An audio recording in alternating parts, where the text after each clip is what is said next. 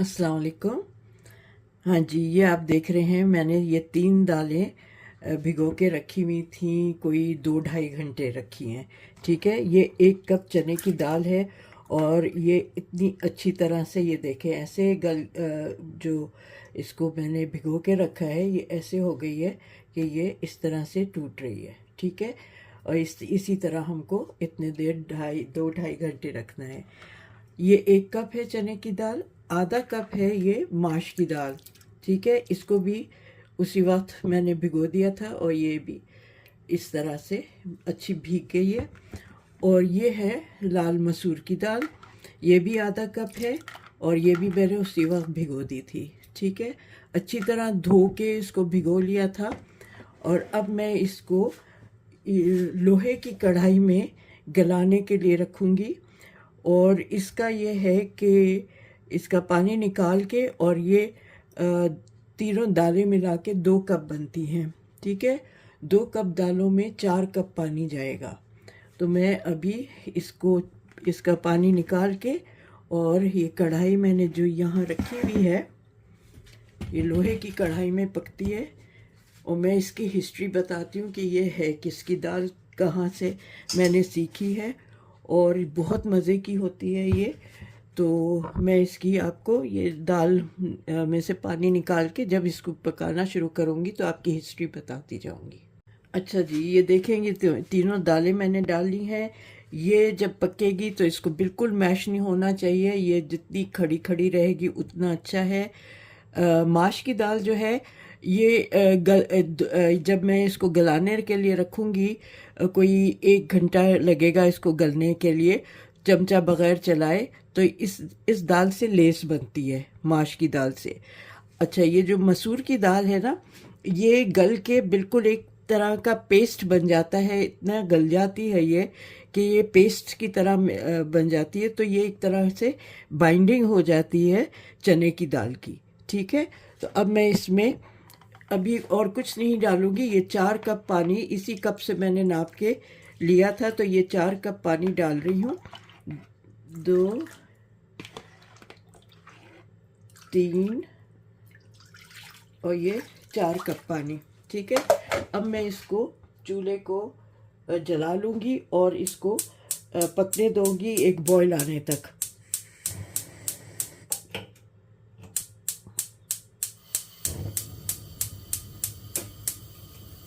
अच्छा जी, ये उबाल आ गया है इसमें। और अब ये जो ऊपर इसके झाग आ जाता है ना, ये फोम, इसको निकालना ज़रूरी है। ठीक है, वरना इससे बहुत अजीब सा टेस्ट हो जाता है दाल का। तो हमेशा इसको निकालना ज़रूरी होता है, ये जो झाग है। ठीक है, इसको आराम से अच्छी तरह निकाल लें आप। फिर मैं आपको ये दिखाती हूँ सारा निकालने के बाद। अच्छा जी, मैंने झाग निकाल लिया है। अब मैं इसकी आंच जो है लो टू मीडियम कर दूंगी।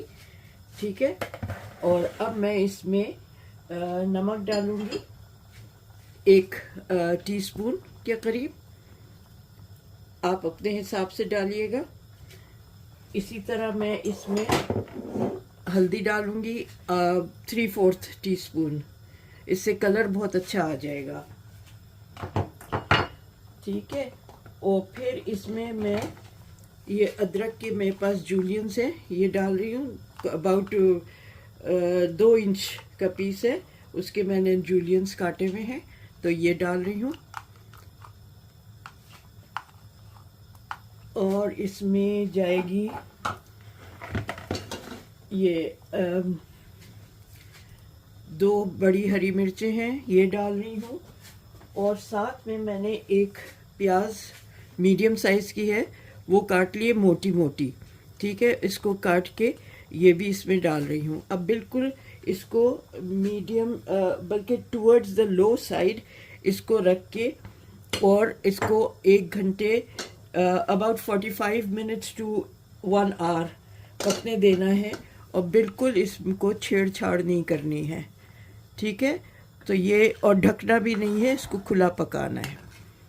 तो ये अच्छी तरह जब तक के मसूर की दाल और माश की दाल तो बिल्कुल मुलायम हो जाएगी, चने की दाल हमको उसका टेक्सचर, उसका जो साबुतपन है वो नज़र आना चाहिए। तो अब मैं इसको हल्की आंच पे करके और रख देती हूँ, और मैं अबाउट 45 मिनट्स बाद आपको दिखाऊंगी।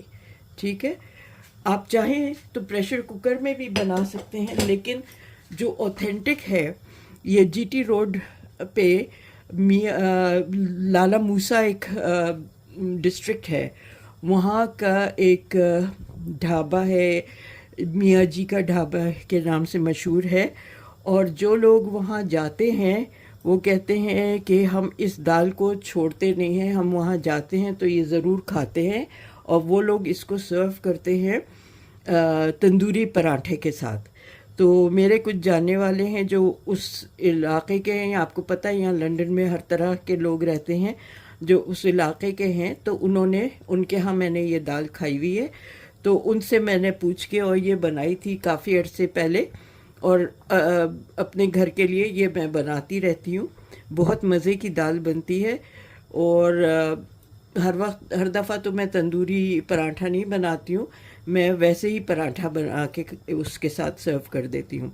तो आज मैं आपको ऑथेंटिक तरीके से बना रही हूँ। वहाँ रोज़ का 50 किलो 80 किलो दाल बनती है। ये उनका मेन वो है आइटम जो सबसे ज़्यादा वहाँ बिकता है। और 4-5 बड़े बड़े देगें चढ़ी हुई होती हैं और वो पक रही होती हैं। और जो कढ़ाइयाँ हैं ना बहुत बड़ी होती हैं उनकी, लोहे की, उसमें ये पक रहा होता है। और इसको अभी ढकेंगे नहीं, इसी तरह ये पकेगा। और जब ये गल जाएगी 45 मिनट्स बाद मैं आपको दिखाऊंगी। मैंने कहा मैं आपको हिस्ट्री बता दूं इसकी, कि मैंने ये कहाँ से किससे सीखा।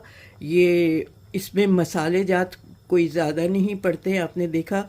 साबुत हरी मिर्च है, प्याज है, अदरक है, और 1 टीस्पून लहसुन का है।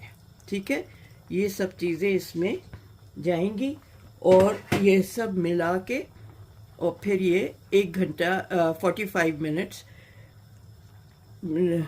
आई थिंक 45 मिनट्स में हो जाएगा। दाल के उस पर डिपेंड करता है क्वालिटी पे, कि अगर 45 मिनट्स में भी गल जाती है, कभी कभी मुझे 1 घंटा भी लगा है इसको गलाने में। तो इस तरह से मैं इसको छोड़ दूँगी। 1 घंटे 45 मिनट्स बाद आपको दिखाऊंगी। ठीक है, अच्छा, जितनी देर वो पक रही है दाल, मैं ये ड्राई रोस्ट कर रही हूँ। मैंने 1 टीस्पून काली मिर्च ली है साबुत, इसको ज़रा सा ड्राई रोस्ट करूँगी। ठीक है, और इसके साथ मैं 1 टीस्पून मैंने ज़ीरा लिया है, ये भी ड्राई रोस्ट करूँगी। अच्छा, उनके यहाँ ये होता है, इन्होंने बताया था कि क्योंकि इतना सारा बन रहा होता है तो वो सुबह में बहुत सारी काली मिर्च और बहुत सारा ज़ीरा ड्राई रोस्ट करके और तेल में डाल के रख देते हैं, और फिर जैसे जैसे ज़रूरत होती है उसको कूट लेते हैं। दरदरा सा तेल के साथ कूटते हैं, पानी के साथ नहीं करते, तेल के साथ कूटते हैं। तो ये जैसे ही ये रोस्ट हो जाएगा तो मैं इसको तेल में डालूंगी और मैं इसको मिक्सी में दरदरा पीस लूँगी। ठीक है, ये मैं अभी हो जाएगा, ये हो गया है। इसको ज़्यादा इसका कलर वो नहीं करना है, ब्राउन नहीं करना है, बस हल्की सी खुशबू आ जाए, ये हो गया। अब मैं इसको उतार लेती हूँ और मैं इसको तेल डाल के इसको ड्राई रोस्ट करके, और फिर जब एंड में जब इसको तैयार करेंगे ना, उस वक्त मैं डाल के आपको दिखाऊंगी। देखें, इसको मैंने इसमें तेल डाल लिया है 1 टीस्पून के करीब। ठीक है, अब मैं इसको दरदरा पीस के रख लूँगी। जब इसको ये गल जाएगी उस वक्त जो और चीज़ें डालूँगी तो उसके साथ ये भी डलेगा। अच्छा जी, देखें, ये दाल जो है आप खड़ी खड़ी नज़र आ रही होगी, और दूसरी दालें जो है, चने की दाल नज़र आ रही है और बाकी दूसरी दालें मैशी हो गई हैं। ठीक है, अब इसको मैं तेज़ आंच पे पकाऊंगी और इसको मुसलसल चलाते रहना है, क्योंकि ये नीचे से लगनी नहीं चाहिए।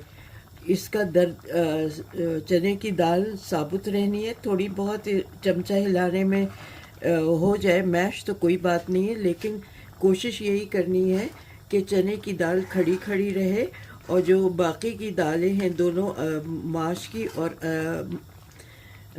उसकी लाल वाली मसूर की दाल वो बिल्कुल अच्छी तरह से ब्लेंड हो जाए और जो लेसी एजेस होगी ना उसकी लेस जो निकलेगा माश की दाल का वो इसमें को बड़ी अच्छी जान देगा। तो अब इसको मैं तेज़ आंच पे पकाती जाऊंगी। इसको बिल्कुल खुश्क दाल होनी है ये, और ये गाढ़ी दाल होती है, इसमें पानी बिल्कुल नहीं होता। इसको बिल्कुल खुश्क करना है। तो अब मैं इसको तेज़ आंच पे करके और इसका पानी खुश्क करूँगी। फिर इसके बाद इसमें तड़का वगैरह जो लगाना है वो दिखाऊंगी आपको। हाँ जी, देखें काफ़ी हद तक पानी खुश्क हुआ है, आपको नज़र आ रहा होगा ये एजेस के उधर से कि ये काफ़ी पानी इसका खुश्क हो गया है। अभी भी बस इसको मुसलसल चलाते रहना है क्योंकि इसमें कोई आपको पता है ना घी है ना तेल है, तो इसको नीचे लगने का काफ़ी डर होता है।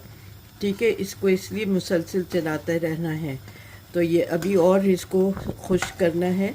ये बहुत गाढ़ी दाल होती है, ठीक है, थिक होती है, गाढ़ी दाल होती है, गली हुई हो चने की दाल और थिक हो, तो ये इसकी ये ज़रूरी है। इसमें पानी बिल्कुल नहीं होना चाहिए और इस तरह से वो फिर पराठे के साथ बहुत मज़े की लगती है।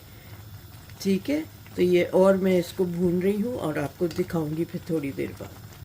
अच्छा देखें ये कितनी हद तक ये गाढ़ी हो गई है दाल। ठीक है, बहुत पानी इसका खुश्क हो गया है। अब मैं इसको चूल्हे से हटा रही हूँ और इसका जो बघार है वो तैयार करती हूँ। इसका बघार बहुत सिंपल है। आप लोग हैरान होंगे कि ये क्या बघार है, लेकिन सारा मज़ा उस बघार में है। ठीक है, तो मैं इसको अभी हटा देती हूँ क्योंकि अब इसका देखें, अगर आप ख़ुद तो बुलबुले बहुत कम हो गए हैं, जिसका मतलब है कि पानी बहुत कम हो गया है। ठीक है, और मैं नहीं चाहती कि ये नीचे से लगे। तो अब मैं इसको उतार देती हूँ और फिर मैं अगला स्टेप आपको दिखाती हूँ। अच्छा जी, अब मैं ये 3 टेबल स्पून ये भर के डाल रही हूँ, तो मैं 3 डाल रही हूँ और लेवल से आप डालें तो 4 डालें। ठीक है, इसको अब अच्छी तरह से ये पिघल जाए और गर्म हो जाए तो मैं फिर आपको इसको दिखाऊंगी। ठीक है, ये मेल्ट हो जाए, अच्छी तरह गर्म हो जाए तो फिर मैं बघार करके दिखाऊंगी। ओके जी, ये देखें ये घी अच्छी तरह गर्म हो गया है और अब मैं इसको ये इसमें कढ़ाई में डाल रही हूँ, जिसमें ये दाल जो है। ठीक है, बिस्मिल्लाहिर्रहमानिर्रहीम। क्या खुशबू आई है इसकी।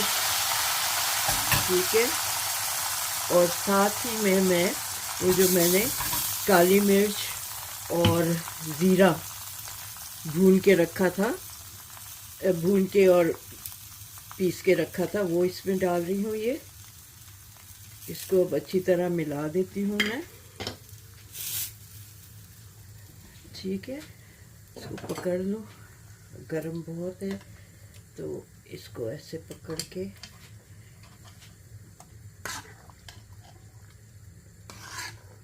ये देखें। और जो मेरा तो देसी घी नहीं है, मेरा तो घर का मक्खन से बनाया हुआ घी है, इसकी इतनी खुशबू आ रही है। जब वहाँ पे देसी घी डालते होंगे तो क्या लज्जत होती होगी। अच्छा, इस बात का ख्याल रखिएगा कि अब इसको आप ज़्यादा देर इसमें कढ़ाई में, एक दफ़ा जब चूल्हा बंद हो जाए तो इसको दाल को या किसी भी चीज़ को जो भी आप कढ़ाई में, लोहे की कढ़ाई में पकाएं, उसको उसमें मत छोड़ें। ठीक है, जितनी देर आग जल रही हो उस वक्त तक तो ठीक है, लेकिन उससे ज़्यादा ना छोड़ें।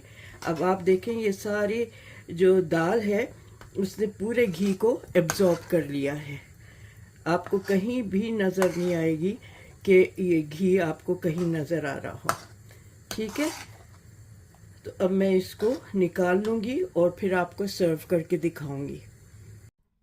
हाँ जी, ये मैंने जो दाल बनाई है 3 दालों को मिला के, लाला मूसा मियाँ जी की लाला मूसा जो रहते लाला मूसा में होते हैं मियाँ जी, ये उनकी मशहूर दाल है जो मैंने यहाँ अपने मिलने वालों के साथ के यहाँ खाई है। अक्सर वो लोग बनाते हैं और ये वो कहते हैं जीटी रोड की ये मशहूर दाल है। और वहाँ देगें बनती हैं रोज़ की रोज़, 50-60 किलो दाल की देग बनती हैं। और ये लोग वहाँ उनके होटल में जो ढाबा है उसमें ये तंदूरी पराठे के साथ खाते हैं। ये काफ़ी जैसे मैंने दिखाया था, ये काफ़ी वो होती है, गाढ़ी दाल होती है, पतली नहीं होती है। इसलिए ये आप उसके साथ नान के साथ खा सकते हैं, पराठे नान या पराठा तंदूरी पराठे के साथ। तो मैंने ये बना ली है और इसको वो लोग प्याज नींबू और हरी मिर्च के साथ सर्व करते हैं। कोई और इसमें चीज़ें नहीं होती हैं, बस ये इसी तरह इसको सर्व करते हैं। ठीक है, तो मुझे उम्मीद है आपको मेरी ये रेसिपी पसंद आएगी और मुझे आप फीडबैक देंगे कि आपको ये वाली रेसिपी कैसी लगी है। बहुत मज़े की दाल होती है। मैंने जब भी उन लोगों के घर खाई है वो हमेशा मैंने उंगलियां ही चाटी हैं अपनी। तो अब मैं भी बनाने लग गई हूँ और माशाल्लाह उन्हीं की तरह अच्छी बनती है। बस ज़रा सा अलग अलग उबालने का काम है और ये कि भुनने का काम है आखिर में कि इसका पानी अच्छी तरह खुश्क हो जाए। तो चलें, मिलती हूँ मैं फिर आपसे एक और रेसिपी के साथ। मुझे आपसे रिक्वेस्ट है कि मेरे चैनल को सब्सक्राइब करें, शेयर करें और लाइक करें और मुझे फ़ीडबैक ज़रूर दीजिएगा कि आपको मेरी ये रेसिपी कैसी लगी है। इंशाल्लाह मिलते हैं, जब तक आप अपना ख्याल रखें। अल्लाह हाफ़िज़।